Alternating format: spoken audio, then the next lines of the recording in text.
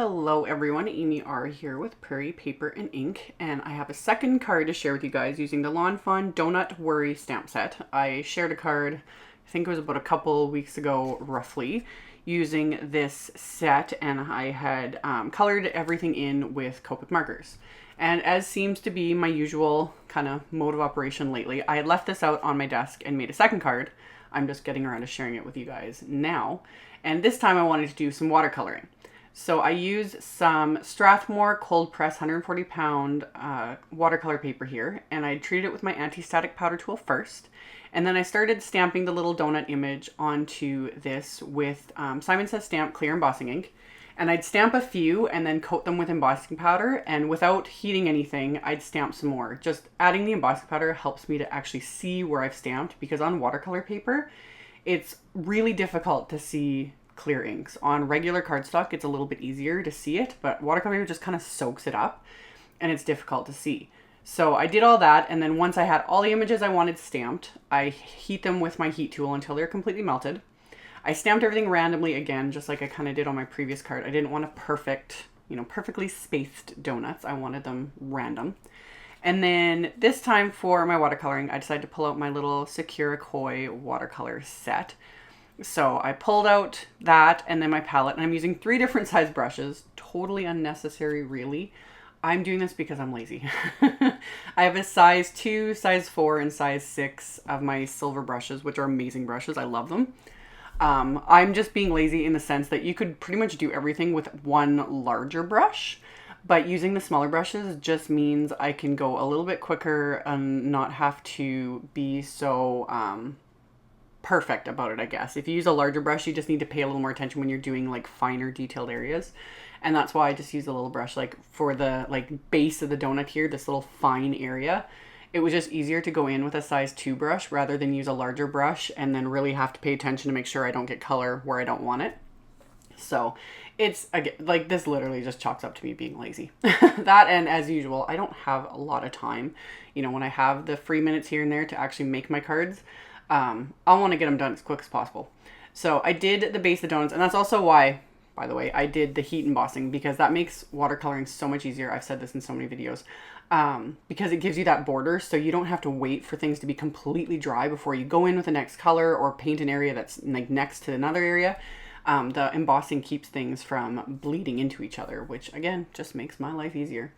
So I did the base of the donuts first, and I did kind of a lighter sort of caramel color that you saw me mix up there. And then I mixed up a darker brown. I kind of mixed one of the reddish style browns, a brown and a black together to create more of like a chocolate sort of a color. And this is where I used my size 4 brush, and I colored all the donuts the same.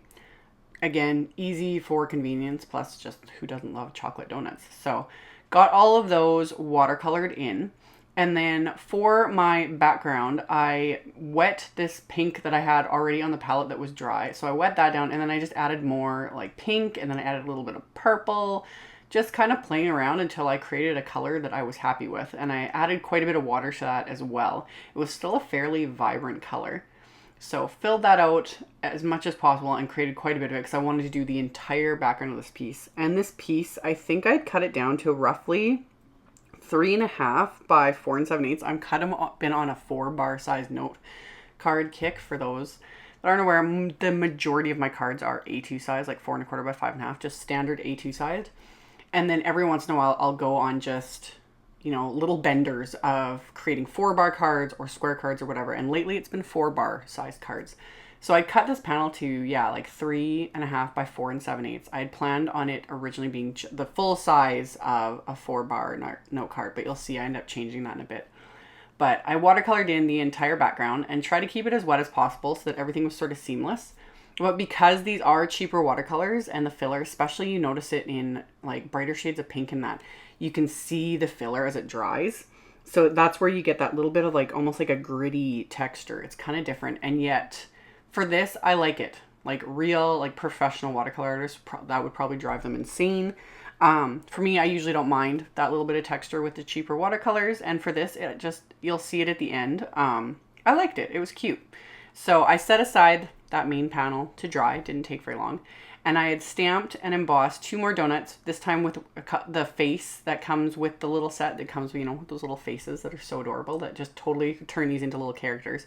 So I'd done that twice. I'd stamped 2 donuts with 2 little faces onto another piece of cardstock, and I watercolored both of those just using the same colors that I had used on the background. And then I ran those through with the little coordinating donut die. I had people mention they don't like how it does emboss kind of the lines that hold the center that cuts the hole of the die. It kind of bugs me too, but at the same time, it's just convenient. I went through like all my punches and different things and nothing really seemed to fit these donuts. So I was like, you know what? The embossed lines, you don't notice them when you're looking straight on. When you turn your card or whatever and it catches the light, that's about the only time you really see the embossed lines. So I'm over it. I don't mind it. So I will sacrifice little things like that for the name of convenience. So die cut both those little donuts. And then I treated some just chocolate brown cardstock with my anti-static powder tool. And then I stamped sentiments from the Fawn chitchat stamp set that I showed in a video forever ago, like probably a couple years ago. I've had this stamp set for the longest time. It's so cute. So I stamped the 2 sentiments I wanted to use with the same clear embossing ink. And then I embossed them with the same detail white embossing powder. And then melted that completely with my heat tool. And the Chit Chat stamp set does have a coordinating die set, which for whatever reason I do not own. I sometimes wonder at myself why I don't, because I like to have, I've said it a lot, I really like having the coordinating dies for all my stamp sets. It just makes life easier. But for this set, for some reason, I don't have it. So I'm down the road should get it. But so instead for this, I just trimmed these out with my scissors, which wasn't the end of the world. I used a steady hand and cut to make sure there was a border around these so that you could still see a bit of the brown cardstock. So I just used my detail cutting scissors and trimmed out both of these freehand. So got those completely trimmed out. And once I was done with that, I wanted to add something to the background of the donut I wanted to use in the front because otherwise it just kind of would blend into the background. So first I die cut some vellum I used one of MFT's wonky stitched circle stacks dynamics and some vellum. And I was still like, it's still kind of blending into the background. So I decided to pop that up first with a dimensional and came up with this sort of brilliant idea. I have these big round sticky dimensionals from Jody's Sticky Store.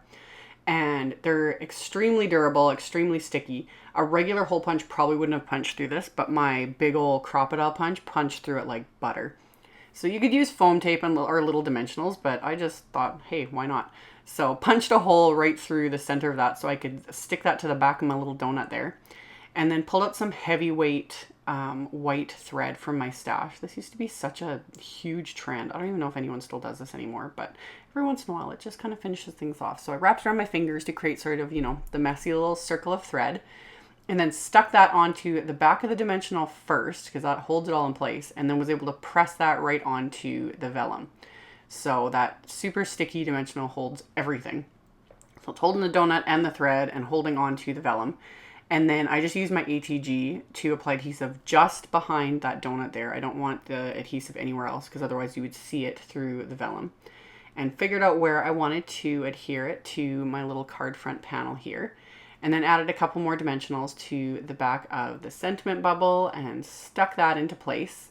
And this is where I ended up deciding, first I decided on the sequins I wanted to use. I have a bunch of these sequins in these Lockmates. I forget what they're called. I'll try and find a link for them. I don't even know. I don't even think you can get them anymore. I'm not sure.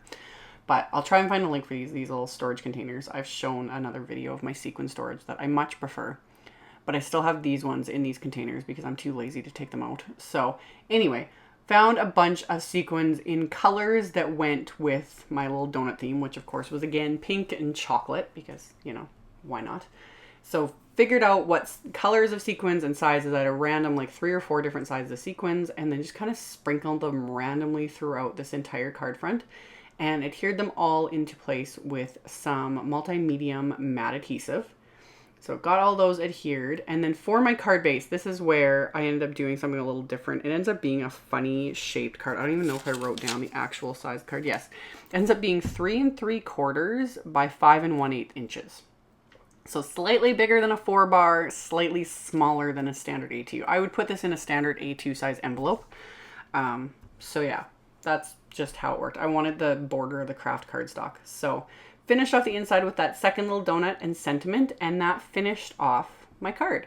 So just fun and cute and donuts. So as always, I'll have a link below the video to my blog post with the pictures as well as links to all the supplies used. So check the description box below the video if you are interested. Thank you guys so much for watching, subscribing, thumbs upping, and commenting on my videos. I really appreciate it. And I will see you all very soon next time. Bye.